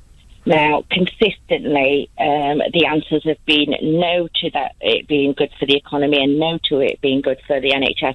And it's that is increasing sort of week in, week out. And I have Brexitometer evidence, photographic evidence from sort of mid last year, when I actively started working with Leeds for Europe, and the one that we did yesterday. And there's a marked shift. Okay. Jazz, thanks for your call this morning. Very interesting. People in Leeds are changing their view. Others may have a different opinion. Annette from Hempstead. Annette, you're ringing in about the NHS, I think. What would you like to say this morning? I was just phoning to say that I agree with the two ladies that were saying about the wastage of the National Health stuff that they... Because I recently had an ankle injection... operation, and I had a load of anti-blood clotting injections left over after, and I went to take them back, and they said they couldn't take them, and they must have been worth a fortune, and they wouldn't take them back. Anti-blood clotting, you mean sort of stuff that should have been injected into you, and the agent was left at your home? Yeah, they prescribed it for me because I wasn't allowed to walk about, so you could get blood clots in your leg if you're not mobile. So, and then I had a load left over that was still in boxes, still sealed, and I went to take them back, and they said they're not allowed to take injections back. And there was nothing. You could tell they hadn't been touched or anything, but they said they couldn't take them back, and I would have thought that would have been quite expensive. Okay, Annette, thanks for that. Lots of calls about NHS waste this morning. I'm going to take one last quick call. Chris from Bexley Heath. What's your take on the NHS? Yeah, good afternoon, Tom. My take on national health, my opinion is take the national health and education away from politics. Politicians shouldn't run the national health. It should be run by an institution like National Health should be run by itself. still under public hands, but not run by the politicians. Because since the 1970s, since I was a young boy, the National Health has never been run properly. You got Labour comes in, they do certain things. Conservative comes along, they do certain things, and it's never run properly. Every time somebody takes a power, they seem to want to change things, and there's always a wastage of money in all different departments. So me personally, I would take the health system and education away from politics. But politicians decide how much money the health service gets, though. Yeah, they can decide on the amount of money decided, but other people can make the choices, apart from politics. So do you not... I mean, in the so-called Andrew Lansley reforms, that was the idea that politicians wouldn't be able to give leadership in the NHS. You don't think that's the case anymore? No, it's not. Every time, say for instance, Labour takes over power in 2 years' time, they want to do certain things to the National Health that the Conservatives were implementing, or vice versa. And then there would be changes, and there'd be more money poured into the National Health that could be used for the care of patients. OK, Chris, thanks for your call this morning. Some challenges there to my colleague Jonathan Ashworth and the Secretary of State for Health, Matt Hancock. Thanks so much for all your texts, tweets and calls this morning. I'm looking forward to perhaps speaking to you again on LBC in the near future. But for now, you've been listening to me, Tom Watson, here on LBC. Coming up at 3, it's Matt Stadlen. But next, here on LBC, it's Ian Payne. Thank you very much indeed, Tom. Happy birthday for Tuesday. Thank you very much. The Prime Minister's charm offensive to get her Brexit deal through has continued today. Writing in the Mail on Sunday, she's repeated her belief that her Brexit deal is the only one that delivers on the referendum and protects the UK economy. She's also been speaking on the BBC's MAR programme. MPs are due to begin their meaningful vote debate this week, with the vote itself the following week, probably on the 15th. Brexiteers like Ian Duncan Smith and Jacob Rees-Mogg have dismissed her claim